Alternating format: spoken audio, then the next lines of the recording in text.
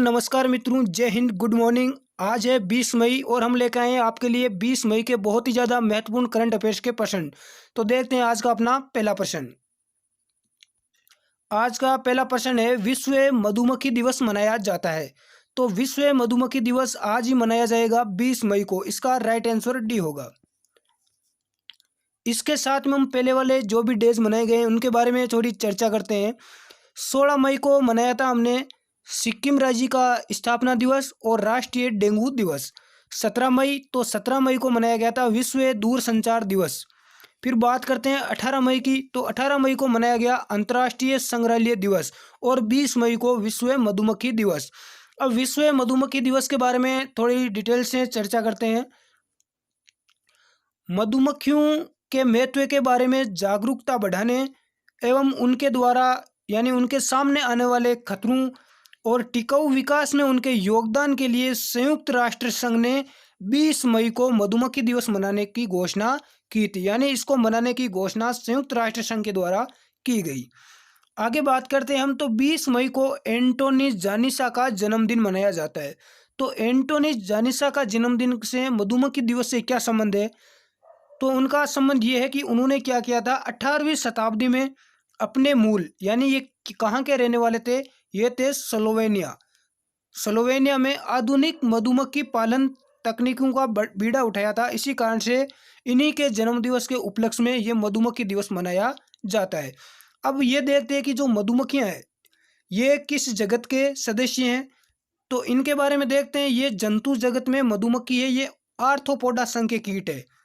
यह साइंस का प्रश्न बनता है। यहाँ पर बढ़ते हैं अगले प्रश्न की ओर।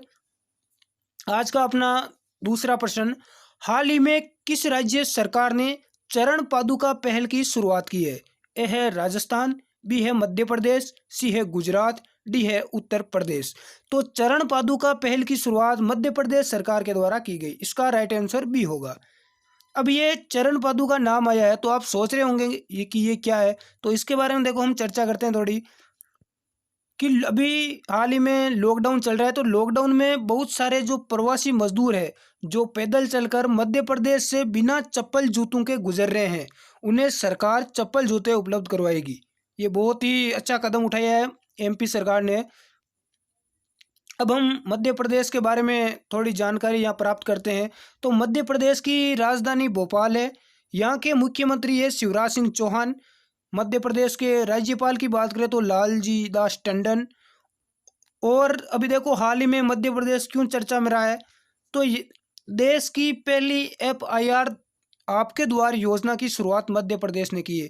यानी जो एफआईआर दर्ज करता है पुलिस थाने में, तो पुलिस थाने में जाने की कोई आवश्यकता नहीं है, यानी घर बैठे ही एफआईआर दर्ज करवा सकते हैं। और देखो मध्य प्रदेश सरकार ने योजना चलाई है, जीवन अमृत योजना हाल ही में चलाई है। और मध्य प्रदेश सरकार पुलिस कर्मियों को कर्मवीर चक्र से सम्मानित करने की घोषणा की है। यानी जो कोविड-19 से जो लड़ रहे हैं पुलिसकर्मी, जो बेहतरीन अच्छा जो काम कर रहे हैं, उनको कर्मवीर चक्र से सम्मानित किया जाएगा। अब बात करते हैं तो यहाँ पर देखो बांधवगढ़ नेशनल पार्क है और सांची का जो स्तूप है वो भी मध्य प्रदेश में है। बढ़ते हैं अपने अगले प्रश्न की ओर। प्रश्न संख्या 3, उड़ीसा सरकार को किस चक्रवात की चेतावनी दी गई है? तो इस चक्रवात के बारे में हम पहले भी चर्चा कर चुके हैं। तो इसका राइट आंसर ए होगा, अम्फान चक्रवात की। ये अम्फान चक्रवात बंगाल की खाड़ी से उठा है। इस चक्रवात को थाईलैंड ने अम्फान नाम दिया। तो इस चक्रवात को अम्फान नाम किसने दिया, ये यहाँ पर महत्वपूर्ण है। तो इस चक्रवात को थाईलैंड ने नाम दिया है, ये भी ध्यान रखना। और थाईलैंड की राजधानी बैंकॉक। बढ़ते हैं अगले प्रश्न की ओर। प्रश्न संख्या 4, विश्व उच्च रक्तचाप दिवस प्रतिवर्ष मनाया जाता है। तो विश्व उच्च रक्तचाप दिवस हाल ही में मनाया गया है।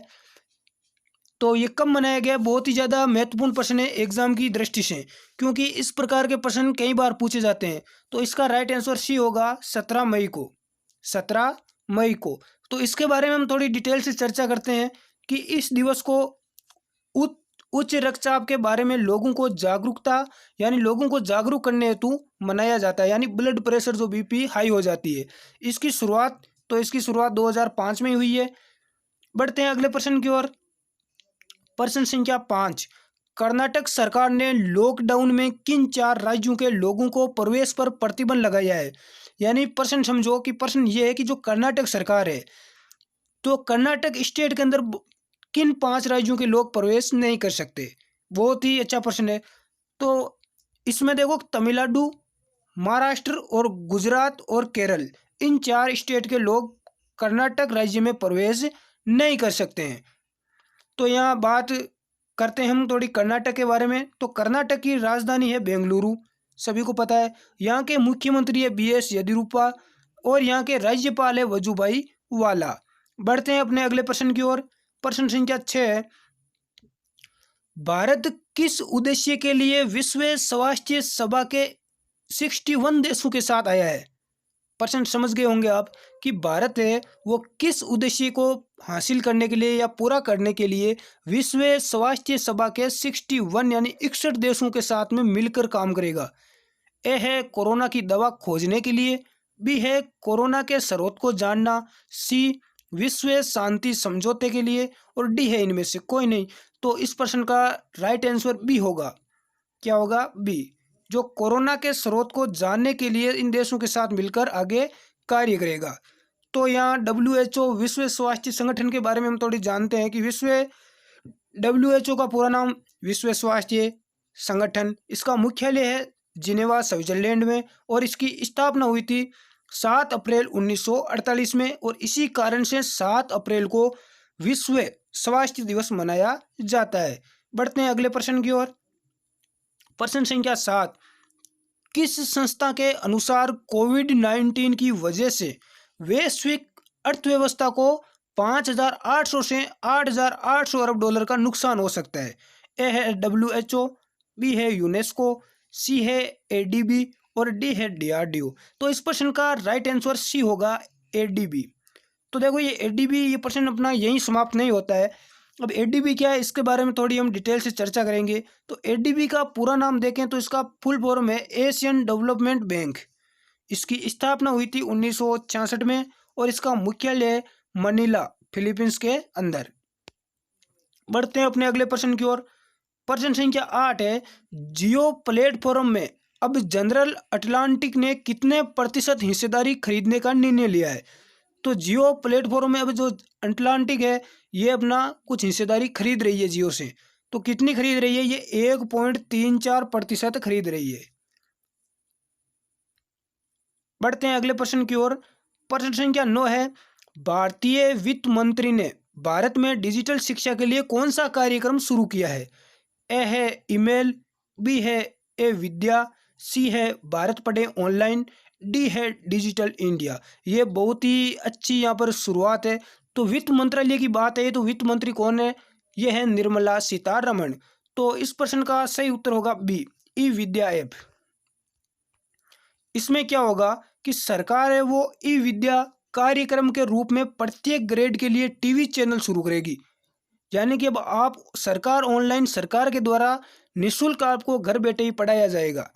इस योजना में छात्रों और शिक्षकों को डिजिटल शिक्षा दी जाएगी। रुक करते हैं अगले प्रश्न की ओर। प्रश्न संख्या 10 है, हाल ही में बेंजामिन नेतन्याहू 5वीं बार किस देश के प्रधानमंत्री बने। देखो कोई व्यक्ति 5 बार लगातार किसी देश का PM बनता है तो ये प्रश्न वैसे ही महत्वपूर्ण होता है। ए है अमेरिका, बी है इटली, सी है जर्मनी, डी है इजराइल।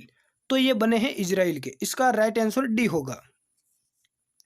तो बात इजराइल की आई है तो कुछ इजराइल के बारे में जानते हैं कि इजराइल की राजधानी है जेरूसलम, इजराइल की मुद्रा है इजरायली शेकेल, यहाँ के राष्ट्रपति है रूवेन रिवलिन। और कल जो प्रश्न पूछा गया था आपको उसका राइट आंसर है कि हाल ही में इटली में कोरोना मरीजों में कावासाकी रोग के लक्षण पाए गए हैं। प्रश्न यहाँ 2 बनते हैं कि किस देश में जो कोरोना के मरीज हैं उनमें कावासाकी रोग के लक्षण पाए गए हैं। तो इसका राइट आंसर होगा इटली।